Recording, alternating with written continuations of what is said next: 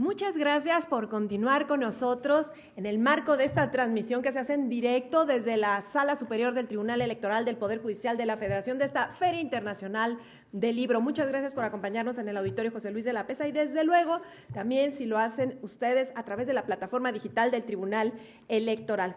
Vamos a la siguiente presentación, la presentación del libro denominada Vida y Muerte de la Democracia de John Keane, que publica el Fondo de Cultura Económica y el Instituto Nacional Electoral. Encabezan esta presentación la magistrada de la Sala Superior del Tribunal Electoral, la magistrada Janine Otálora Malasis.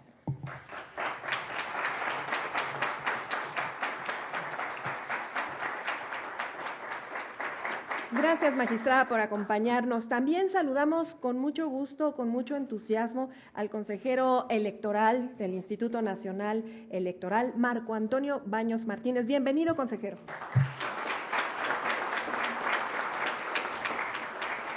Un gusto y un placer también recibir en el Tribunal Electoral del Poder Judicial de la Federación a quien es el secretario ejecutivo del Instituto Nacional Electoral, Edmundo Jacobo Molina. Bienvenido, secretario.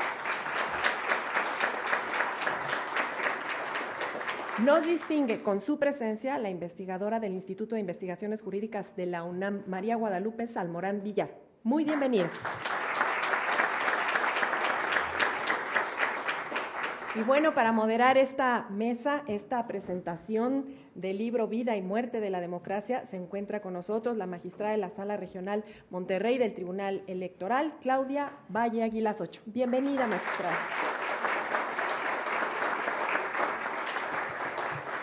Sin más preámbulo, dejamos el uso de la voz a la moderadora de la presentación. Adelante, magistrada. Muchísimas gracias, Lucy. Buenas tardes a todas, a todos.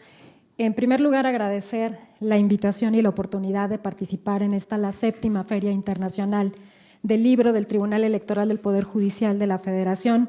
Es un gusto estar en casa y es aún más grato estar en una mesa en la cual tengo el honor de moderar este espacio de reflexión con tan brillantes y tan queridos amigas y amigos. Muchísimas gracias por esta oportunidad.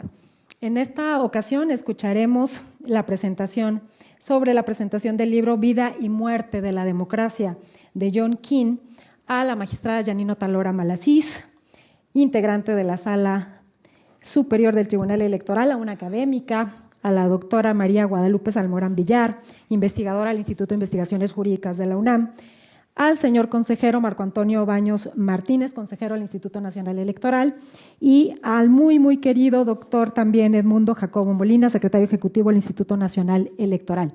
No nos vamos a detener en el formato que tenemos en la lectura de sus currículums, están disponibles en el micrositio oficial del Tribunal Electoral de la Feria.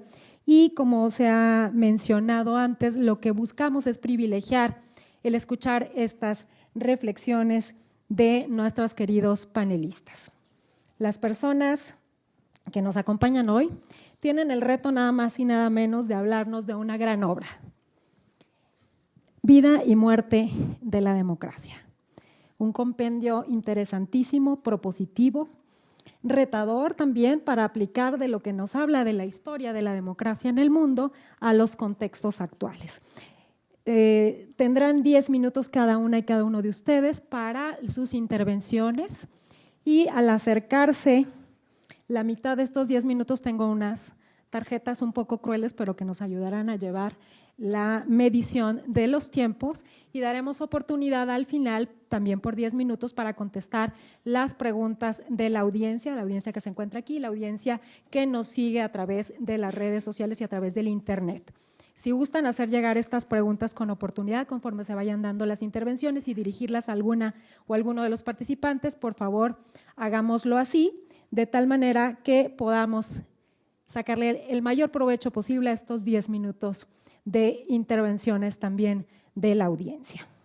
Sin más, me han pedido que haga una pregunta provocadora del debate para las y los participantes, decirles que con independencia de su exposición, quien quiera tomar esta reflexión y quiera referirse a ella, es una pregunta abierta. Vida y muerte de la democracia. Desde su perspectiva, ¿La democracia en el mundo, la democracia en la región o la democracia en México tiene buenos signos vitales? ¿O nos debemos de preocupar porque mantenga una mejor salud y sea una larga y fructífera vida la de la democracia? Abrimos los micrófonos e iniciamos con las intervenciones. En primer lugar, escucharemos a la doctora María Guadalupe Salmorán Villar. Doctora, hasta por 10 minutos, por favor, la escuchamos con mucho gusto. Muchísimas gracias. Es de verdad un placer para mí estar en esta 7ª Feria Internacional organizada por el Tribunal Electoral, a quien felicito por esta iniciativa. Un agradecimiento especial también al INE por haberme invitado a formar parte de este panel de lujo, a quien saludo afectuosamente. Como saben ustedes, bueno, lo que nos convoca aquí es la presentación, no más bien la invitación a la lectura de esta gran obra, Vida y muerte de la democracia, del profesor y politólogo australiano John Keane. Lo primero que debo decir es que no se dejen apabullar por la voluminosidad de esta obra. Es quizá una de las recuentos históricos más completos y más amplios de la democracia, de sus distintas interpretaciones a través del tiempo. Lo primero que nos dice John Keane es que la democracia no es un concepto, un equívoco que ha permanecido invariablemente en el tiempo. Nos explica también, a partir de ese recorrido histórico, de los avances y los retrocesos de este régimen político, bueno, que más bien John Keane considera como un estilo incluso de vida. La historia es una larga historia, es de 2600 años, comenzando por la Grecia clásica a nuestros días. Pero, ¿qué hace original a esta obra? Creo que una de las virtudes principales es que no solamente John Keane se queda como con el recuento histórico occidental, incluso eurocéntrico de la democracia, sino se vale de distintos referentes, personajes, episodios, acontecimientos relevantes, sí del mundo occidental, pero también en el Oriente. Nos da ejemplos del continente africano, de Rusia, Indonesia, la India, por supuesto Australia, China y América Latina. Incluso, bueno, de alguna manera este ejercicio intenta reforzar, dice John Keane, nuestra conciencia histórica sobre los orígenes, pero también sobre los eventos futuros de la democracia en el mundo, bajo la premisa que la ignorancia del pasado puede engendrar una mala comprensión del presente. Dentro de los eventos referidos por John Keane en su obra, bueno, él destaca el indigenismo de la democracia como quizá el acontecimiento más importante que está transformando las democracias de América Latina. El espíritu, o más bien, la vocación democrática de John Keane en esta obra es evidente. No nada más se limita como a decirnos la gestión de las distintas ideas o construcciones teóricas, sino nos dice la democracia es el resultado de luchas sociales, muchas de ellas cruentas, de las reglas, de los procedimientos y de las prácticas que caracterizan a la democracia en nuestros días. La lucha por el voto igualitario, secreto, es uno de los grandes ejemplos que nos da, pero también la lucha por el voto femenino y en general de los derechos de las mujeres, que como sabemos no es todavía una lucha acabada. También nos dice cómo y desde dónde las distintas reglas procedimentales que caracterizan sí o sí a la democracia se han ido gestando, pero también los controles al poder. Este ejercicio, digamos, la apuesta política más importante de John Keane en esta obra es de repensar y de invitarnos a repensar por qué la democracia, a pesar de todo, sigue siendo la forma más valiosa para organizar la vida en sociedad. Quisiera detenerme aquí en, digamos, eso que John Keane identifica como una de las últimas evoluciones, o mejor dicho, transformaciones de los regímenes democráticos que John Keane identifica, o más bien le da el nombre de democracia monotorizada, que se fundamenta en la importancia que tiene abrir espacios y oportunidades para la deliberación pública.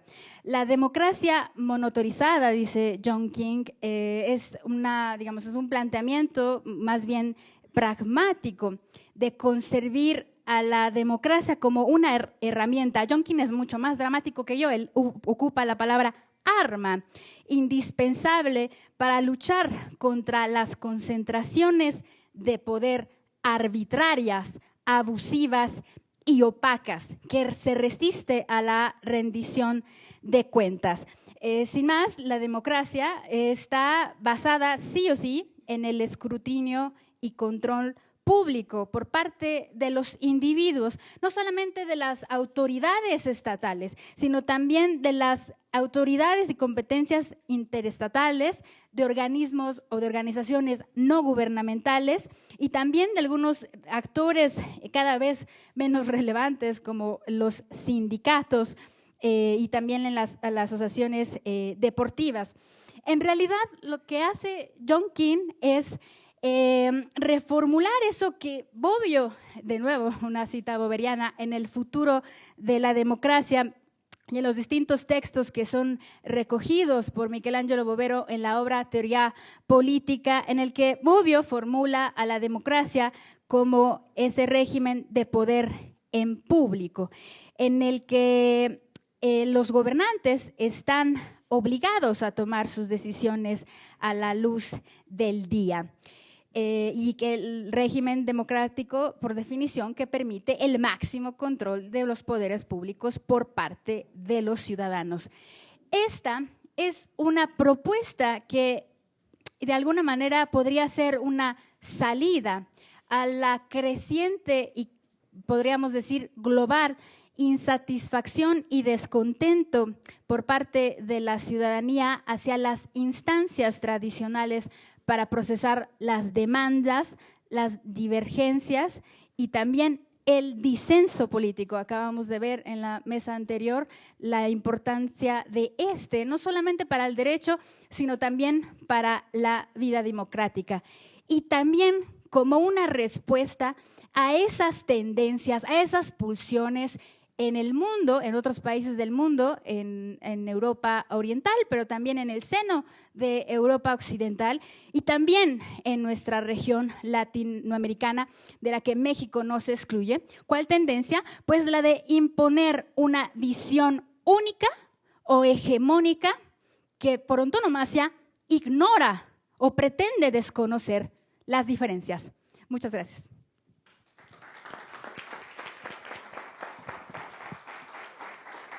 Muchísimas gracias, doctora. Le faltaban 2 minutos, así que ese es tiempo récord.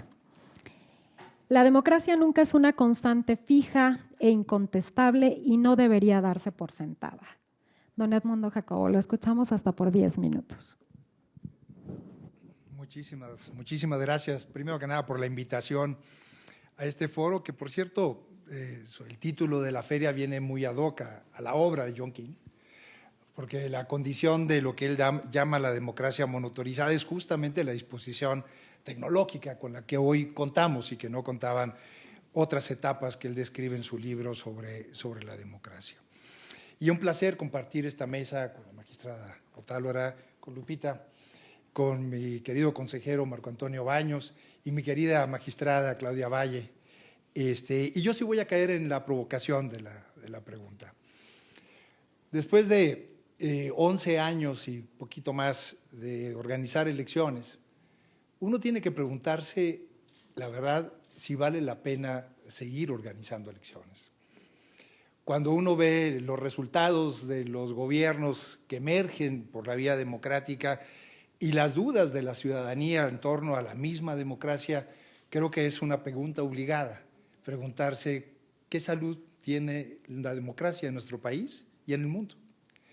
Y para que no me saquen la tarjeta, voy a leerles rápidamente algunas algunas líneas que escribí para este propósito, porque si no corre el riesgo en la vasta obra de John King perderme en alguno de las tantas encrucijadas a lo largo de 3.000 años que recuerdo, bueno, 4.000 años, porque él hace la primera referencia a formas democráticas, a diferencia de lo que generalmente pensamos de la Grecia ateniense.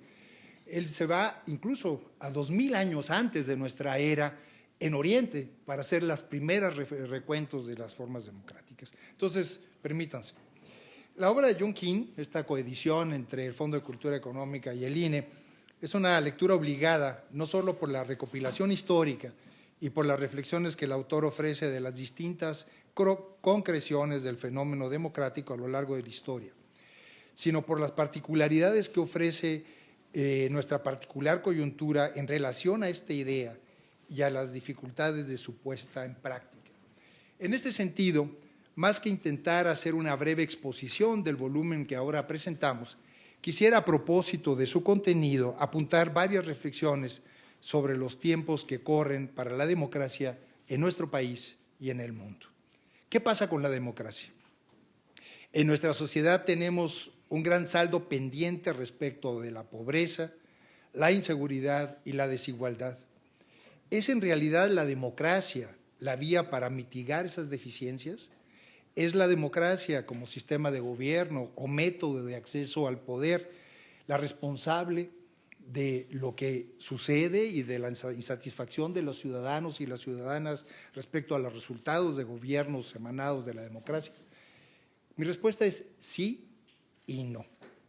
Hay una clara insatisfacción con la democracia, los resultados no han sido los esperados, lo que en parte puede explicar el surgimiento de movimientos de talante antidemocrático en nuestro país, pero también en la esfera internacional. Ahí están los ejemplos muy citados de Trump, del Brexit, de Turquía, de Hungría, de Brasil, de Venezuela y un largo etcétera. Como muestra un botón, el Latinobarómetro, que da cuenta del levantamiento de información del 2018, refleja que ha crecido el porcentaje de ciudadanos que prefieren un gobierno autoritario, pero que satisfaga y sea eficiente para mitigar la desigualdad, la inseguridad, etcétera. Por cierto, el día de ayer el Financiero publica una encuesta muy interesante en donde hace un desagregado por las 32 entidades del país y hace preguntas similares. ¿Qué tanta satisfacción tenemos con la democracia? ¿Cómo la preferimos a otras formas de gobierno? Los resultados de esa encuesta, publicada, insisto, ayer, difieren un poquito de lo que nos muestra el Latinobarómetro, en donde los coloca prácticamente en el último, penúltimo lugar en toda América Latina. Y aquí la media nacional en relación a las preguntas es un poquito mejor, en donde Yucatán sobresale como la sociedad que más satisfecha está con la democracia, y en el último peldaño, si mal no recuerdo, se encuentra Guerrero. Les invito mucho a estudiarla, creo que es muy interesante hacer ese cruce y compararlo con el Latinobarómetro. La obra de John King se inserta en el debate actual sobre la democracia. Es una reflexión contemporánea sobre el estado actual de las cosas que se ha nutrido por las manifestaciones de descontento generalizado frente a los gobiernos, a la política y frente a la democracia misma. Si bien estos estudios o diagnósticos llegan ahora, la situación actual es la culminación de una serie de eventos que datan de décadas atrás. Para poner el ejemplo de Estados Unidos, los eventos que llevaron a Trump a acceder al poder, según los autores de una obra muy recomendable denominada ¿Cómo mueren las democracias?, iniciaron desde los años 70. King nos advierte que en la actualidad los peligros para la democracia son precisamente la desigualdad económica, la vigilancia estatal, el financiamiento opaco a partidos y la colusión entre gobiernos e instituciones financieras y grandes corporaciones, fenómeno que no hemos estudiado suficientemente y que de alguna manera desdibuja el ámbito de la competencia nacional y de los gobiernos frente a los compromisos nacionales ante intereses que trascienden con mucho las fronteras nacionales. Y ahí nos encontramos actualmente. ¿Cómo hacer frente a estos problemas por la vía democrática? Como lo demuestra el libro de King, la milenaria historia del fenómeno democrático nos ha ofrecido una amplia gama de manifestaciones concretas, productos todas de circunstancias sociales, políticas y culturales únicas y específicas. El autor nos aproxima al desarrollo de la democracia no como una historia lineal, sino en cierta forma cíclica. En cada suceso de declive de la democracia se regenera de manera única respecto del otro, es decir, se va reinventando conforme a las circunstancias particulares que la rodean.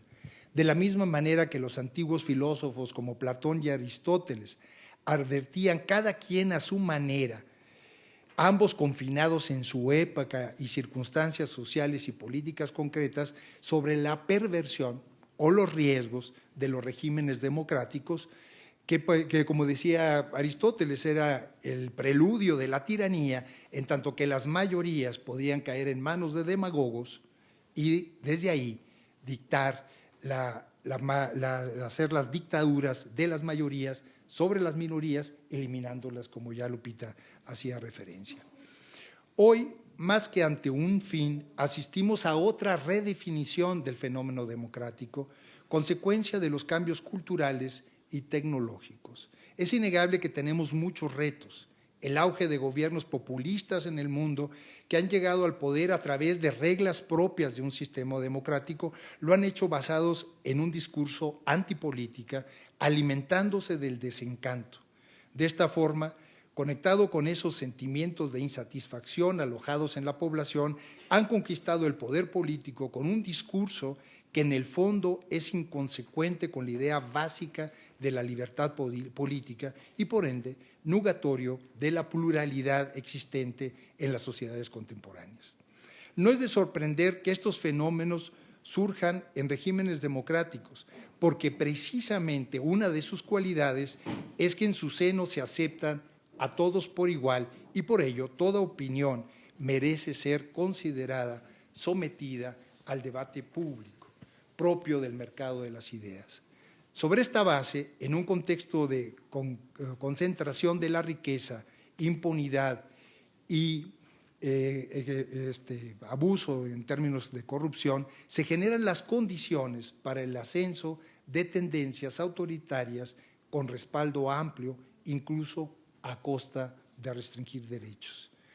Como lo advierte Nadia Urbinati, por cierto, en una obra muy, muy recomendable que se llama We the People, todavía no traducida al español, advierte Nadia, en la naturaleza de la misma democracia y de los demócratas reside la posibilidad y el germen de que corrientes antidemocráticas lleguen al poder democráticamente y pretendan desmontar esas reglas. Terreno fértil, como ya mencionaba, lo encuentran en los saldos de malos gobiernos que emergen por la vía democrática. Sin embargo, como King señala, la democracia está adquiriendo un nuevo significado en torno al autogobierno de los ciudadanos y sus representantes. Sí, designados por elecciones libres y justas, pero bajo un escrutinio público continuo y la contención del poder en donde éste se ejerza. Lo que él denomina, ya no abundaré en eso, la democracia monotorizada, que sería para él la tercera gran fase en la historia de la democracia, si primero consideramos lo que son las democracias asambleístas, después la representativa y lo que él ahora denomina, insisto, la democracia monotorizada, en donde él indica que el ciudadano tal vez ya no esté tan preocupado por acceder al poder, sino por vigilarlo, por denunciar. Y como una nueva modalidad, yo diría esperanzadora desde el punto de vista de King, que implicaría un gobierno más exhibido y más con mayor escrutinio público. Estas formas contemporáneas que se ven de alguna manera afectadas por estas tendencias populistas de signos de izquierda y de derecha, que desde la lógica de que poseen la verdad y representan al pueblo, cualquiera que esto pueda significarse, estarían en contrasentido un poco de esta idea de King de una ciudadanía cada vez más crítica y cada vez más vigilante del gobierno que emerge de la democracia. Quiero concluir, ya se me fue el tiempo, cerrando la pregunta que yo mismo me hago al principio. Después de 11 años de organizar elecciones y de pobres resultados de gobiernos que emergen de la democracia, ¿vale la pena seguir organizando elecciones? Mi contestación es la siguiente. Nosotros como autoridades electorales organizamos elecciones y somos garantes de que las reglas se cumplan. Nosotros, incluyo a la autoridad jurisdiccional. No somos responsables de las cuentas que rinden los gobiernos electos democráticamente. Y a pesar de que los resultados no sean los esperados, y esto mine la confianza aún en el método de selección, nuestra obligación es cuidar el método para hacer que se cumpla estrictamente las reglas, ya que finalmente, si bien la democracia no se restringe al voto, nace ahí. Sin elecciones libres no hay democracia posible. Muchas gracias.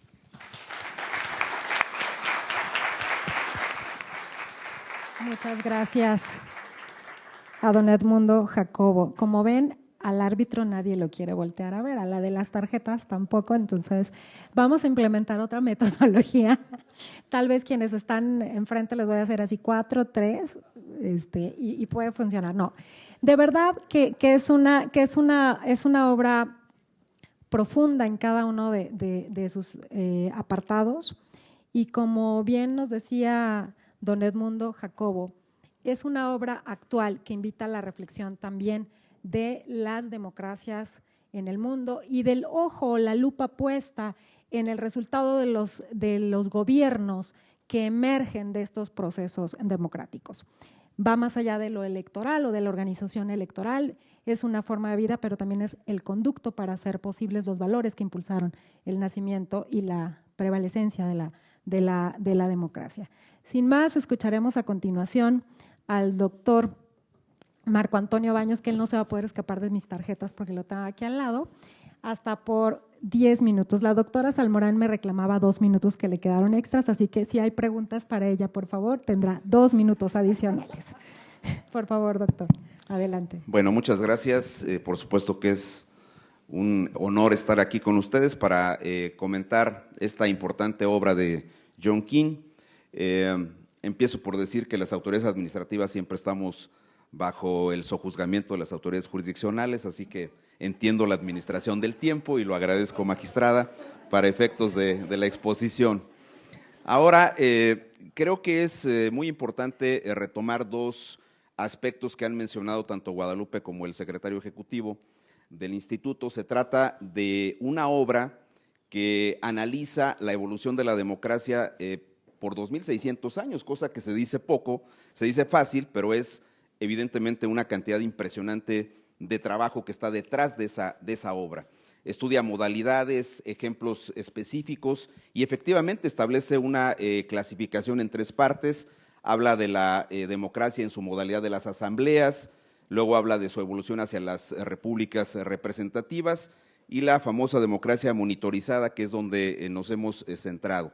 Yo diría que es una obra referencial, que nos permite ir paulatinamente adentrándonos a la forma en que la democracia se ha construido, pero también a algo que el propio autor señala como fundamental aquí, que es los riesgos que la democracia tiene para poder sucumbir.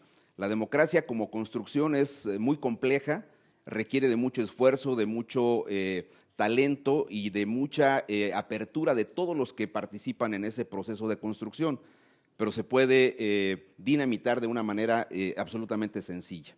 Así es de que esa parte me parece que es importante resaltarla ahí. Ahora, yo quisiera también centrarme en algunos de los aspectos de la obra, pero también traerlos a colación a la discusión que nosotros estamos teniendo, y para eso me voy a centrar en esta categoría de la famosa democracia monitorizada. Y empiezo por resaltar algo que John King establece en su libro, y él dice que una buena parte de lo que son los temas sustanciales que se administran por la vía de los gobiernos democráticos tiene que ver con el impulso que los grupos sociales le dan a esos temas para que se vuelvan parte de la agenda, pero también parte de las regulaciones específicas y no necesariamente de los impulsos que los partidos les dan a esos temas.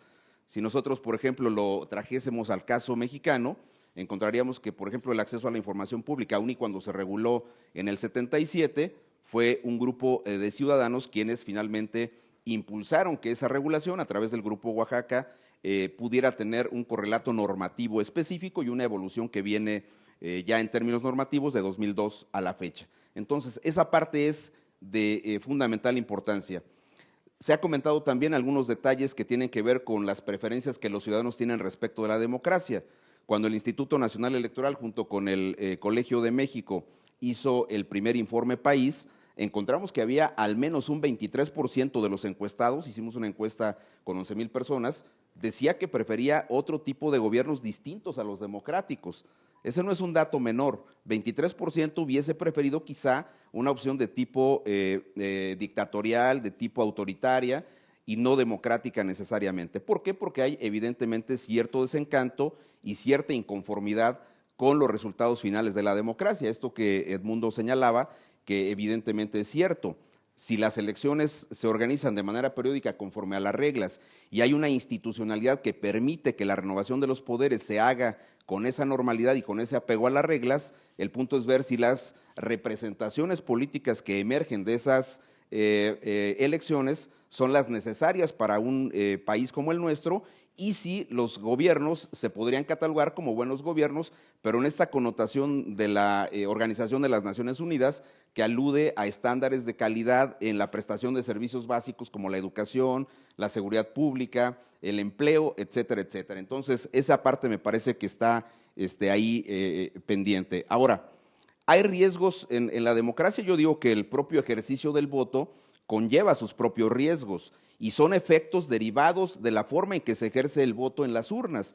Yo no digo que las elecciones del 2018 sean unas elecciones en las cuales se generó una distorsión en los equilibrios del poder, pero por la vía de los hechos, la forma en que se votó en las elecciones pasadas hicieron que el poder se concentre en una fuerza política y tenemos una concentración impresionante de la representación de los congresos de los estados, del Congreso Nacional y por supuesto de las instancias de gobierno en una sola fuerza política.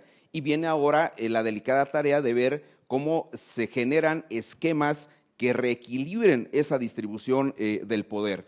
Y nosotros estamos viendo algunos fenómenos que el propio Youngkin señala como posibles daños que la democracia puede tener y que la puede llevar a naufragar. Uno concreto tiene que ver con el apego a la institucionalidad que se debe tener en un sistema democrático.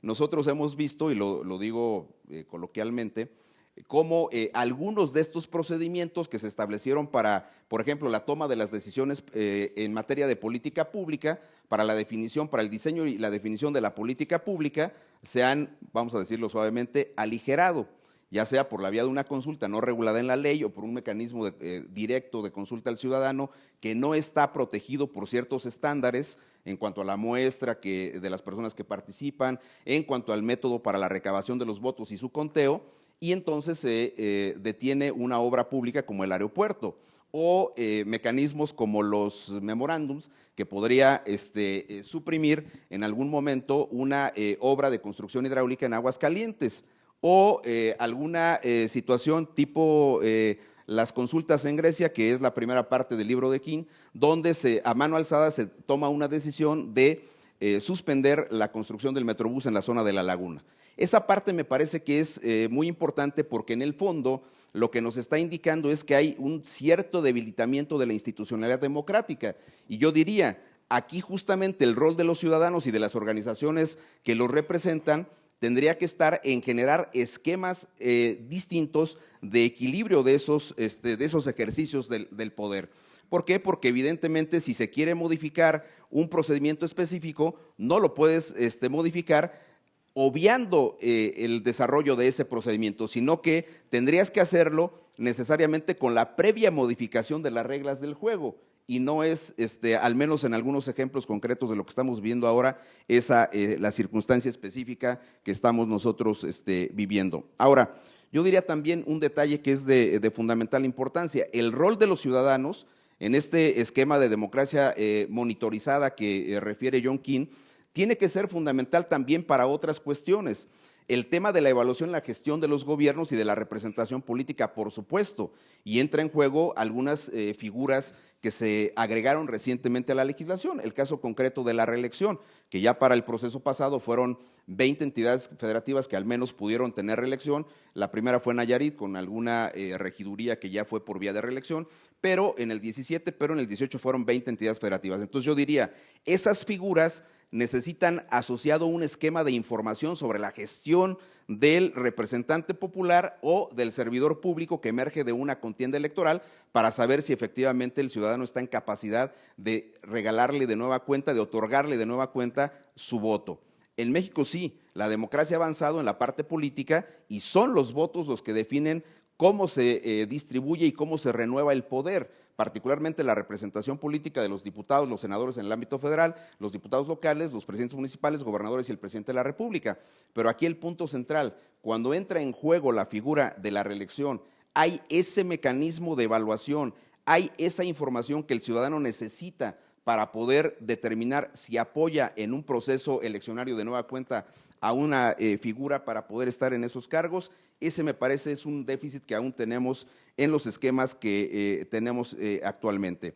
Yo diría que la obra de John King es una obra que nos permite efectivamente reflexionar sobre cómo se han integrado en procesos distintos según las idiosincrasias, las historias propias de cada país, estos esquemas democráticos, pero también nos alerta de manera puntual, específica, de cuáles son los riesgos. Y evidentemente en un país como el nuestro, que nos ha costado tanto trabajo ir avanzando en la definición de nuestros entornos democráticos, no nos gustaría una deconstrucción por la vía del acceso al poder de organizaciones que por la vía democrática ganan ese poder, pero que no tienen en el fondo ese tipo de convicciones al momento de ejercerlo. Así que invito respetuosamente a todo el público a que pudieran revisar la obra.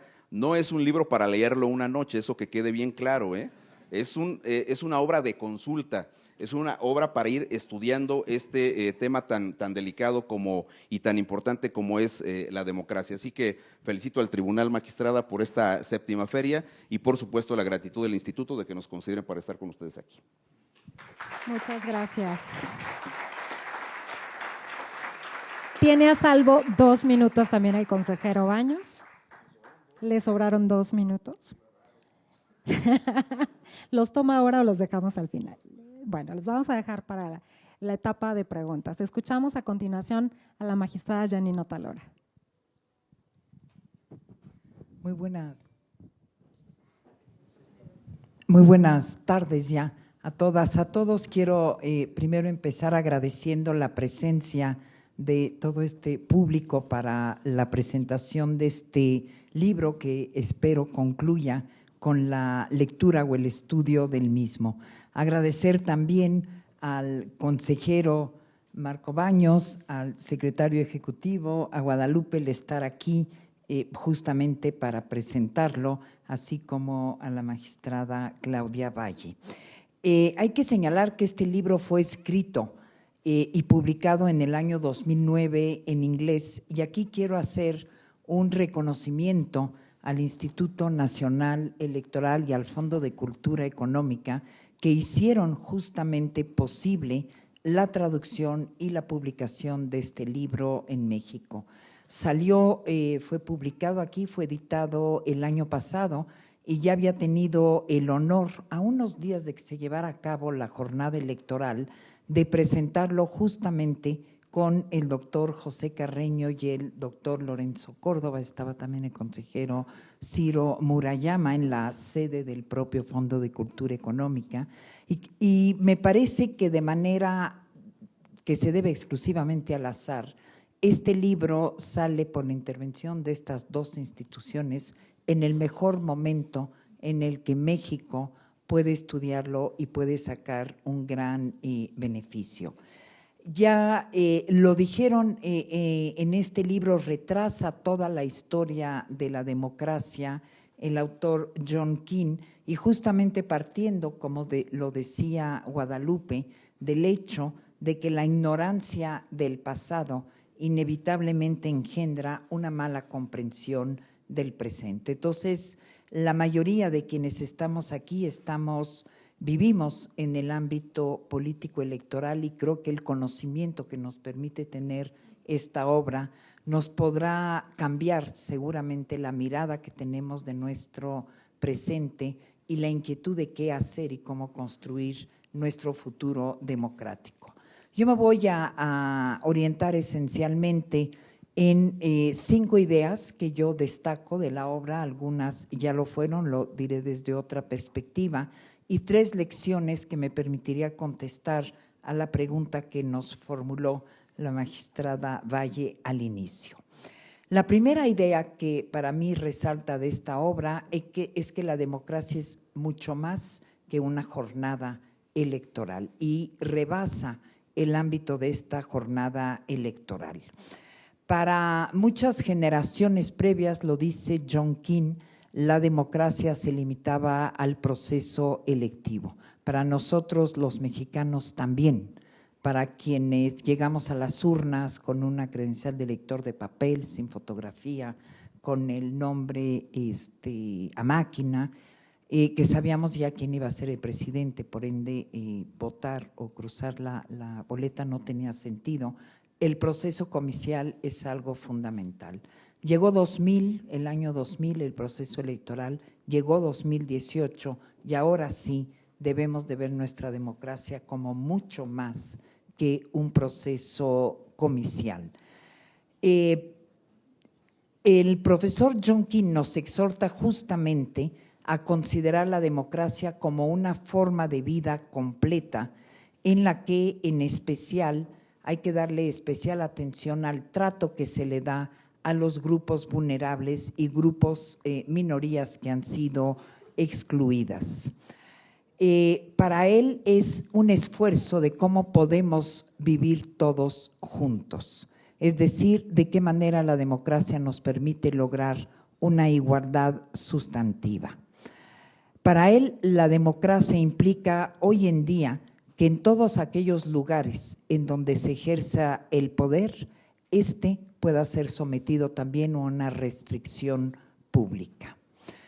Y esto nos lleva a una segunda idea que destaco de la obra y que es lo que ya se señalaba por los 3 presentadores anteriormente, es lo de la democracia monitorizada, que es algo fundamental en esta obra de John King, ya que presenta, como ya lo dijeron también, la democracia en 3 etapas de la propia historia.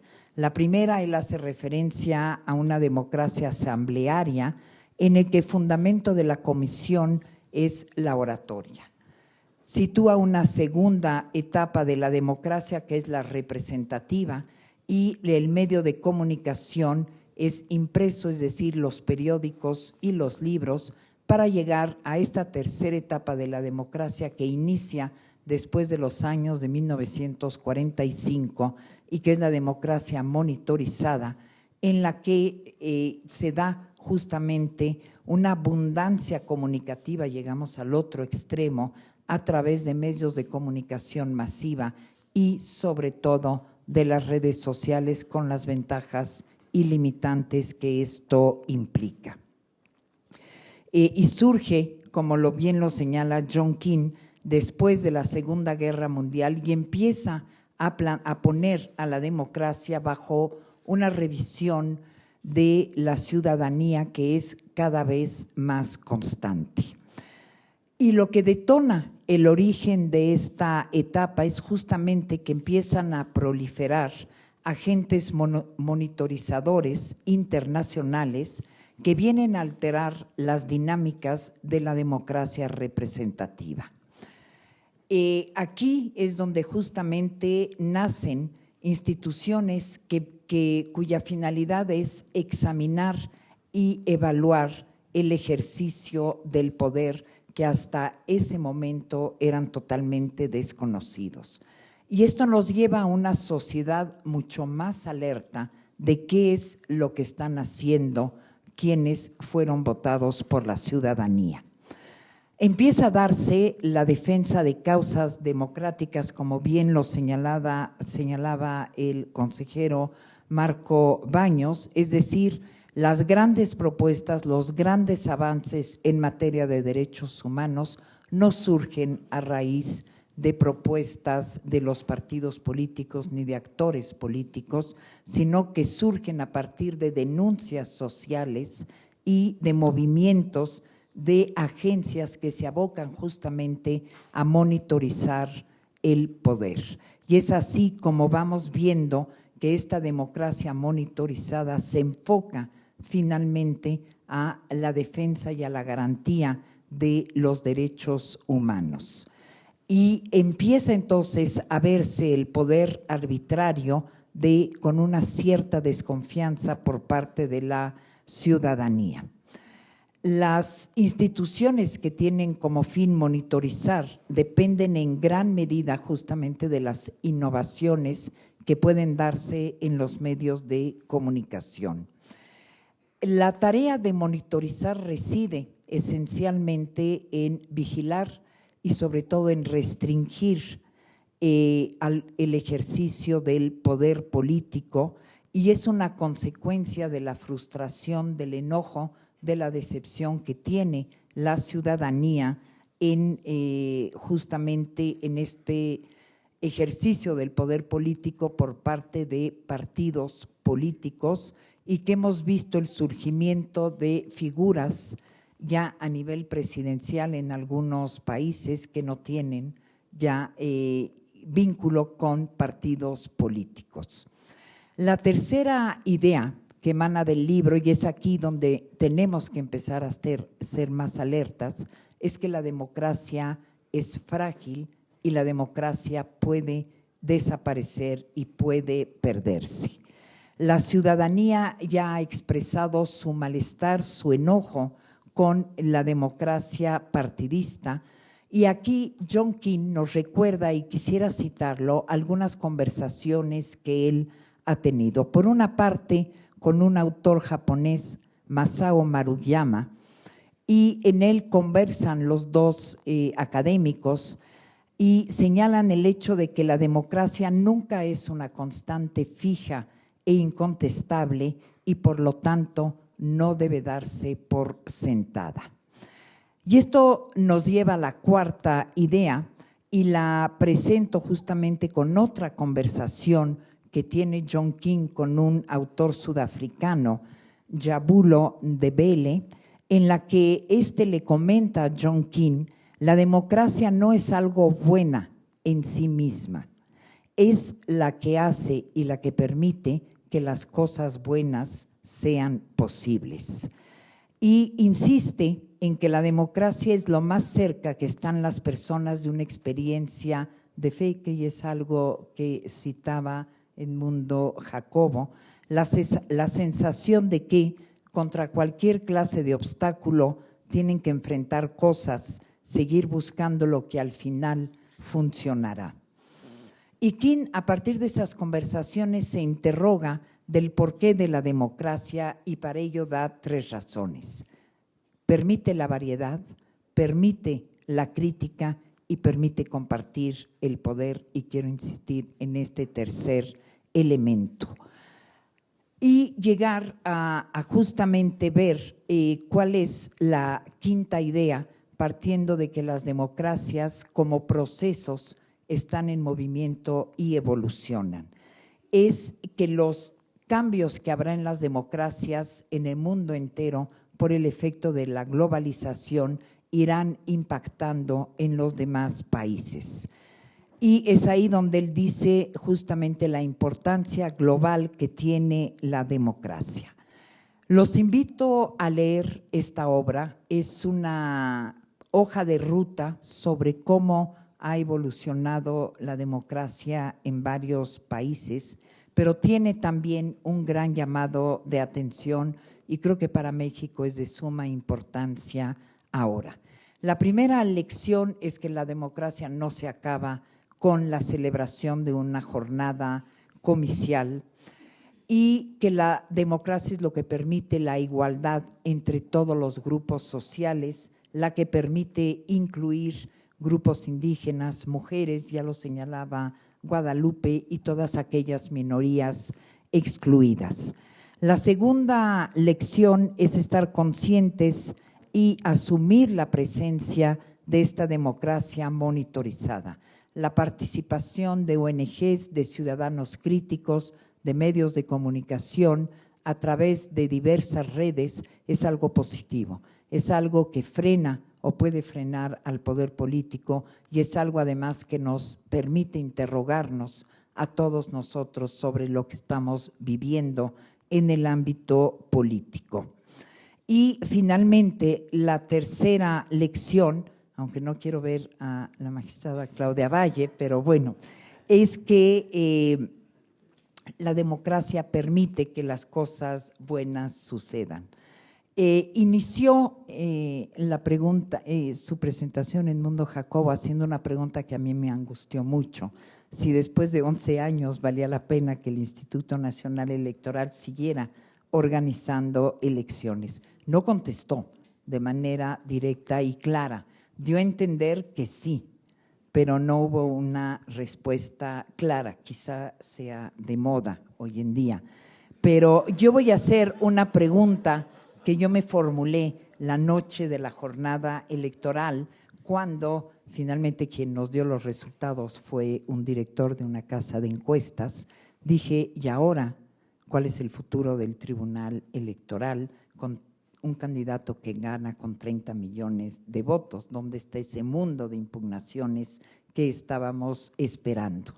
La respuesta la da John King: la democracia no se para y no se detuvo el 2 de julio, y lo hemos visto tanto en el instituto como en el tribunal. Hemos tenido y tendremos muchísimos otros temas, pero esto nos llevará a cuestionarnos sobre la manera en que hemos estado viendo nuestra función, tanto por parte de la autoridad administrativa como del órgano jurisdiccional, sobre de qué manera podemos cuidar esta democracia.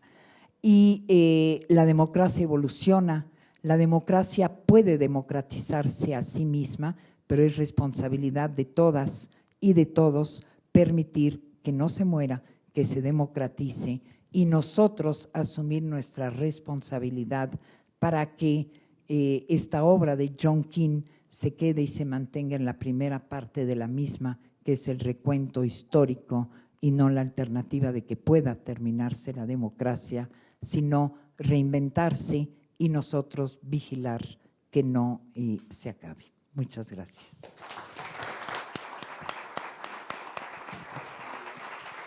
Muchísimas gracias a la magistrada Yanine Otalora. Se abre en este momento el espacio para las preguntas de la audiencia. No sé si hubiera por ahí algunas de ellas que se hicieran llegar. Tenemos muchas, tenemos alrededor de 8 preguntas y 10 minutos. Vamos a seleccionar por lo menos 3, ¿les parece un poco más democrático, representativo, una muestra válida? 3 o 4. 3, muy bien, 3 al azar. La muerte de la democracia puede relacionarse con las estrategias que han buscado influir en procesos electorales como Cambridge Analytica. ¿Quién quiere contestar esta?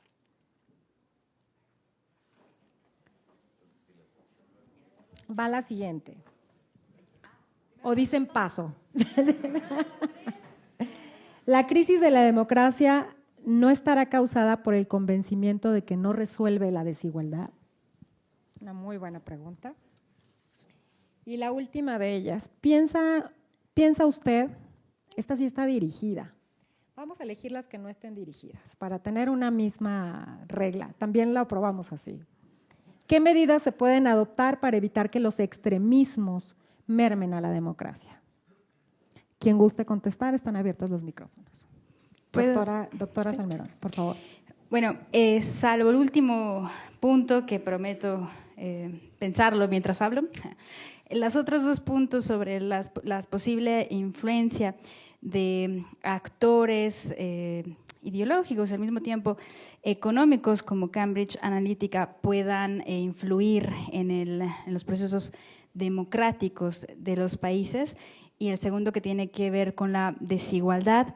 En realidad estaban incluidos en eso, en el punteo que hice para responder a la pregunta que Claudia nos hacía al inicio de esta mesa. Bueno, y según su perspectiva, ¿cuál es la salud que guarda la democracia mexicana?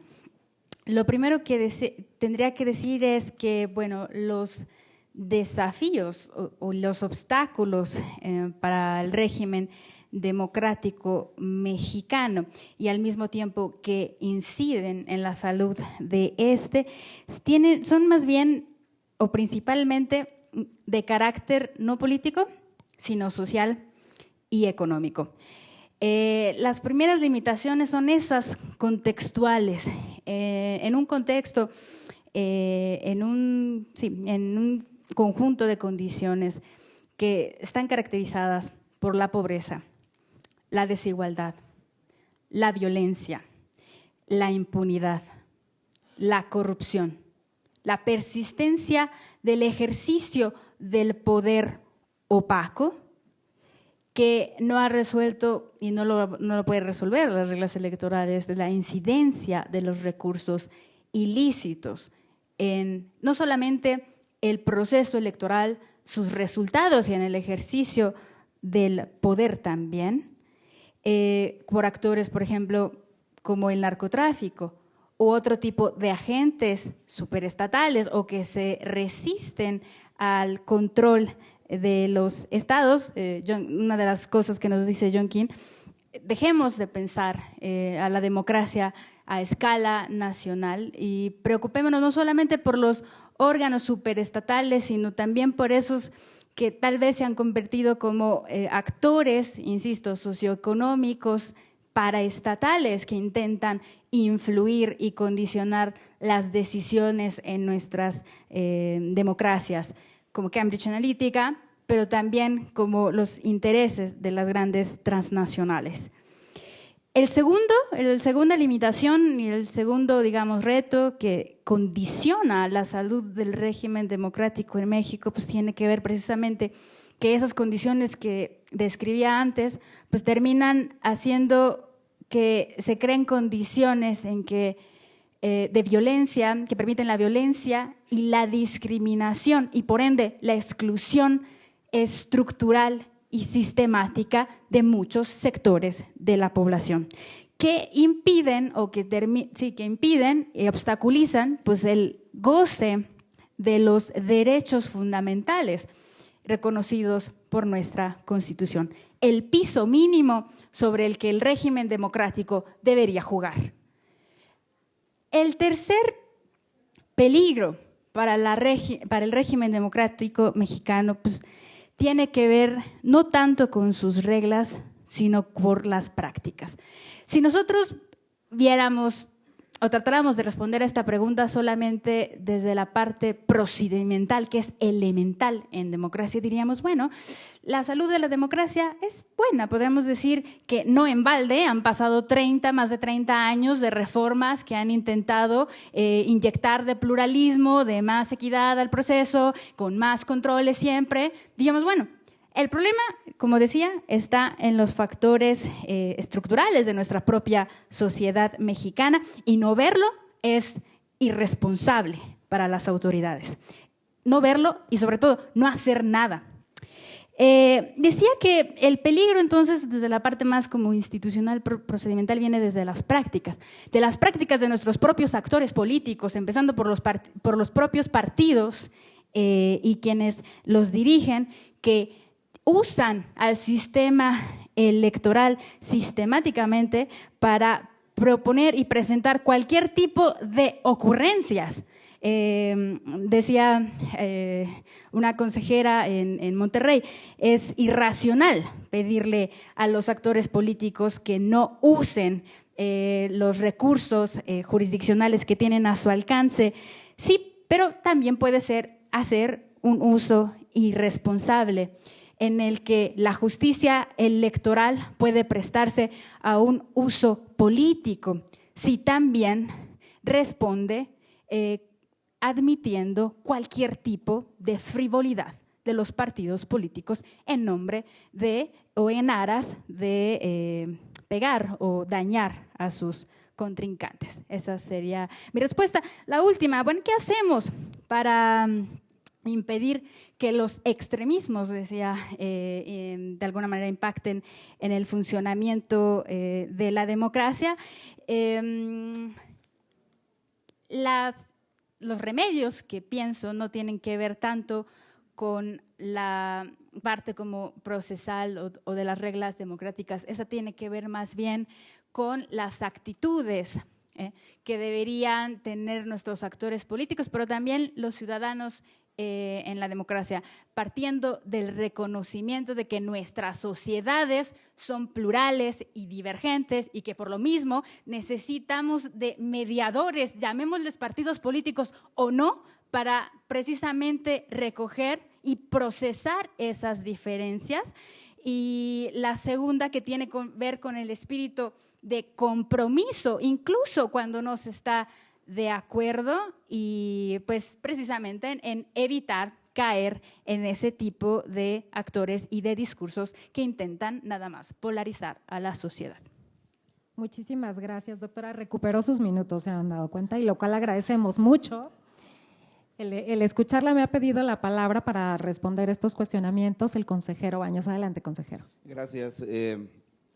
Bueno, este tema de el uso de las bases de datos que se tienen por distintas empresas o redes sociales es un tema que debe ser analizado, regulado y resuelto, en mi opinión.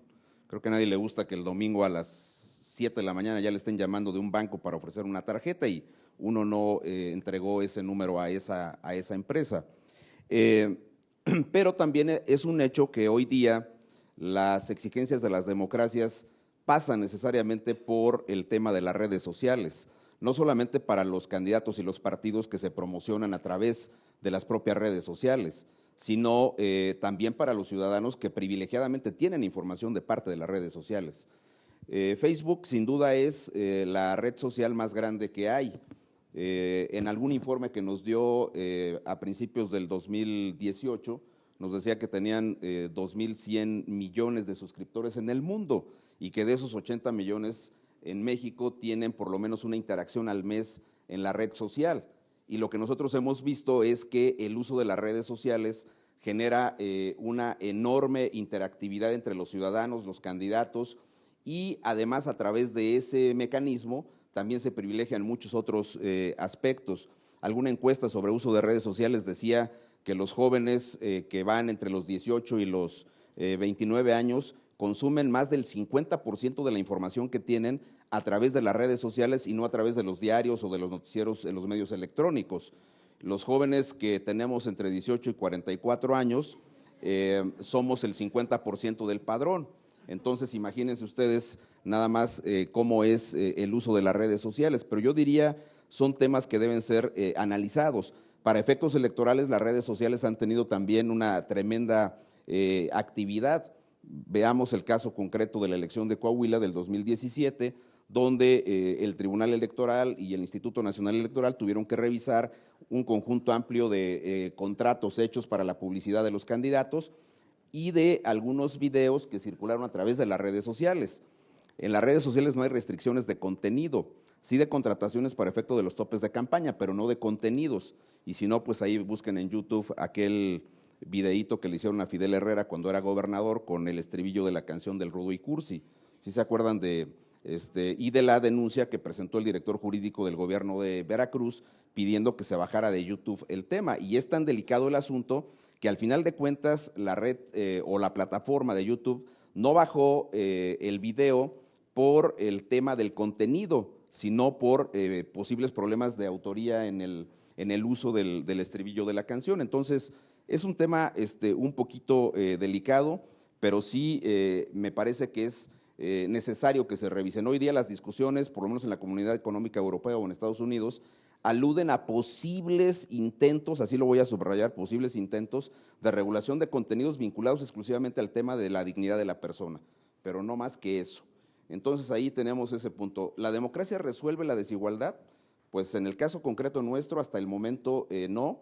Es evidente que nosotros sabemos que se requieren establecer ahora nuevos controles, a propósito de la tercera pregunta, nuevos controles para equilibrar el ejercicio del poder. Eso sin duda, y eso tendría que pasar por una actividad mucho más intensa del ciudadano, ver cómo y no necesariamente el ciudadano, sino de la persona en general. Los menores de edad, por ejemplo, que ya empiezan a tener actividad de revisión de los gobiernos y de los representantes populares, deberían, por ejemplo, usar más la plataforma de acceso a la información pública y tener datos de estas instancias para ver cómo funcionan. Pero eso se contrasta cuando nosotros encontramos estudios que nos dicen que el 52% de las familias mexicanas viven en pobreza extrema.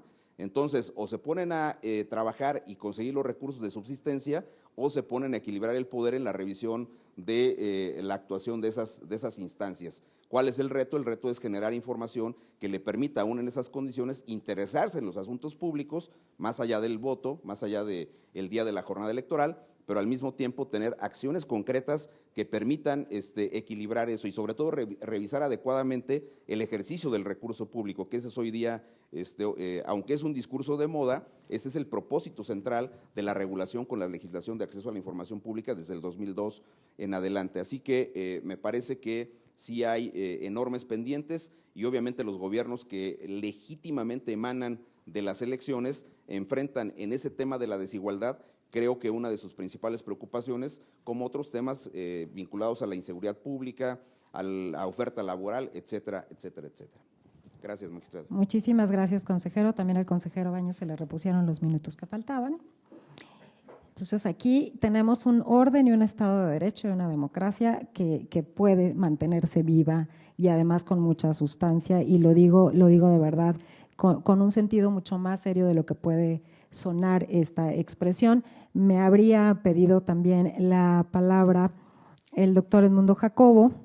Trataremos de ser un poquito más breves, sobre todo porque ya están sobre la hora de la comida y el seguimiento del programa, pero desde luego creo que esta es la parte que complementa lo nutrido de presentar la obra, escuchar justamente los cuestionamientos de la audiencia y que podamos aterrizar el por qué la democracia es valiosa y hay que conservarla y hay que saberle también monitorearla para saber cuándo hay que dar freno a los aspectos que la van deteriorando y cuándo hay que además imprimir esta fuerza del orden del Estado de Derecho, para que la democracia pues cumpla también con el cometido fundamental que tiene, que es incluir a las minorías, que es privilegiar que todas las voces sean escuchadas y que todos los derechos también se vivifiquen. Por favor, adelante, doctor. Muchas gracias, magistrada. Trataré de ser muy breve y restar los 2 minutos que me pasé en mi primera intervención. Primero, sobre la pregunta de Cambridge Analytica. A ver, es un gran debate contemporáneo el acceso de la tecnología y su incidencia sobre no solamente los procesos electorales, sino sobre la democracia misma, y diríamos sobre la opinión y los humores públicos. Y hay 2 grandes tendencias hoy en el mundo: restringir las redes sociales y por lo tanto, ante el riesgo de la manipulación que se puede hacer a través de ellas para estar incidiendo en la opinión pública, incluso de una manera negativa, en el sentido de que ni siquiera en ocasiones estamos totalmente conscientes del bombardeo que se está dando sobre la ciudadanía y que puede provocar una conducta específica en el momento de ejercer el voto. Y la otra posición, mucho más liberal, a la cual yo me adscribo, que la tecnología es una gran oportunidad y hay que aprender a dominar la tecnología. O sea, y no llama la atención que países como China o Rusia vayan por la vía restrictiva. Llama la atención que un país como Francia vaya por la vía restrictiva en el uso de las redes sociales, ¿no? E incluso penalice lo que quién sabe quién va a juzgar finalmente si eso que está corriendo en las redes sociales es correcto o es incorrecto. Yo creo que hay más riesgos en esa política y si bien es cierto, el fenómeno de Cambridge Analytica es un fenómeno muy impactante por la incidencia que tuvo como ya creo que está más meridianamente demostrado, en el ejercicio de la voluntad de los ciudadanos en las elecciones en Estados Unidos y en otros contextos nacionales, yo creo que más bien a la desinformación o a la mala información hay que combatirla con información y con el trabajo en el acercamiento de la ciudadanía a la vida pública y a la confrontación de las ideas, antes de restringir las ideas. Segundo, sobre el tema de la desigualdad, no es si entendemos la democracia en el sentido más amplio del término, podría caber, pero si en el sentido estricto del término de el ejercicio del voto, de organizar elecciones para elegir representantes o gobernantes, pues no es responsabilidad propiamente de la democracia. Pero el mal ejercicio del gobierno que provoca el desencanto de la ciudadanía hacia la política termina afectando finalmente al origen mismo de la democracia, que es el ejercicio libre del voto. Y por eso hay que cuidarlo. Y por eso también las soluciones fáciles del populismo y el extremismo, ¿no? Es que simplifica la vida política diciendo esto es lo bueno, esto es lo malo, sin mayor discusión. Los que están conmigo y si no están contra mí, es un mundo maniqueo que simplifica la discusión política, empobrece a la democracia misma. Y yo creo que justamente este mundo de desigualdades, de insatisfacción, están provocando que estas soluciones fáciles, populistas, extremistas, estén llegando por la vía democrática, sin creer en la democracia, a los puestos de representación y de gobierno. Y estando en ellas, pretendan cambiar las propias reglas del juego con los cuales llegaron. La metáfora más ilustrativa es, yo accedí por esta escalera y ahora que ya estoy arriba, tumbo la escalera para que nadie más acceda al poder por esa misma vía.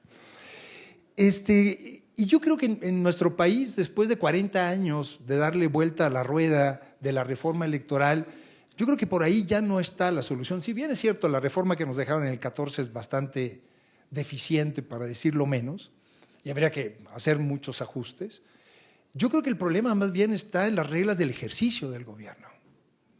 O sea, finalmente ya entendimos más o menos de qué se trata la del 14, ya hemos hecho más de 100 elecciones con esas reglas después del 2014, ya la conocemos. Pero yo creo que el tema es el ejercicio del gobierno de nuestro país. Y finalmente, en el último minuto que me queda, la pregunta que me hacía es una pregunta estrictamente personal, no institucional, y me la hago sistemáticamente donde he estado. ¿Lo que estoy haciendo vale la pena? Y mi respuesta, por si no fui claro, como dice la canción, sí vale la pena. Y creo que lo decía al final. Sin un ejercicio libre del voto, que es el punto de partida de la vida democrática, no hay democracia posible. Lo único que digo es que no se agote ahí.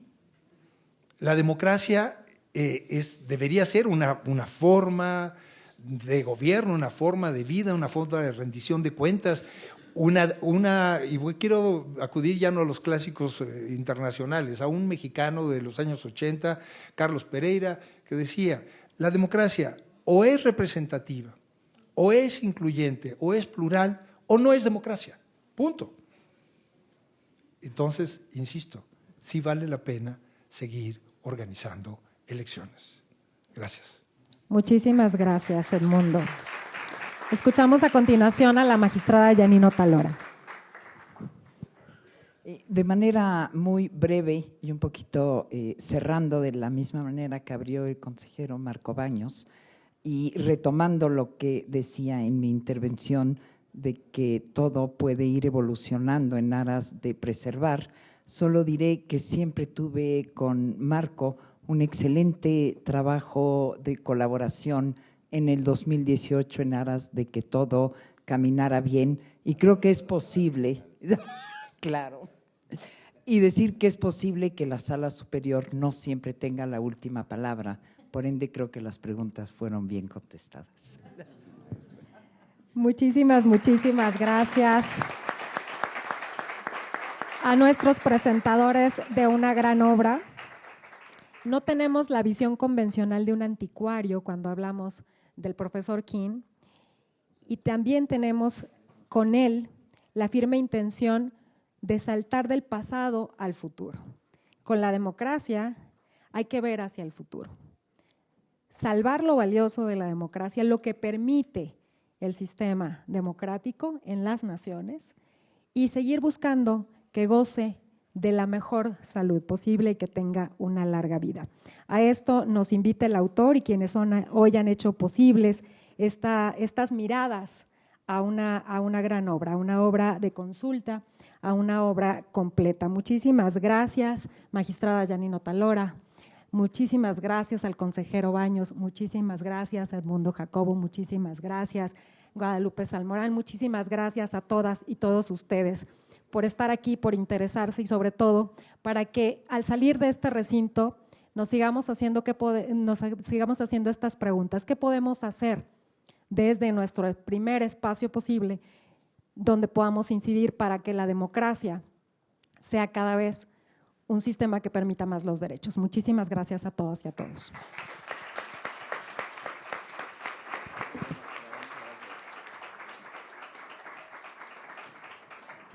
Magistrada Claudia Valle Aguilas Ochoa. Y bueno, pues llega el momento de entregar los reconocimientos en nombre de las y los magistrados de la Sala Superior del Tribunal Electoral. Hace entrega de los mismos precisamente Agustín Millán, quien es el director general de documentación de este máximo órgano jurisdiccional. Reciben el reconocimiento Edmundo Jacobo Molina, secretario ejecutivo del Instituto Nacional Electoral, María Guadalupe Salmorán Villar, del Instituto de Investigaciones Jurídicas de la UNAM, la magistrada Janine Otalora Malasis, de esta Sala Superior. También lo harán el consejero Marco Antonio Baños Martínez y desde luego para quien moderó esta mesa, esta presentación, Claudia Valle Aguilas Ochoa. Debo recordarles a todas y a todos que en este momento se entregarán también unas caricaturas de las y los invitados, elaboradas durante este desarrollo de la presentación por Artemio Guevara y por Matt Bay, que han estado muy pendientes de los detalles de la fisonomía de nuestras invitadas, de nuestros invitados, y también es parte de un reconocimiento del Tribunal Electoral. Les invitamos en punto de las 16 horas a seguir con los trabajos de la FIL. Que tengan buen provecho, muy buenas tardes todas y todos.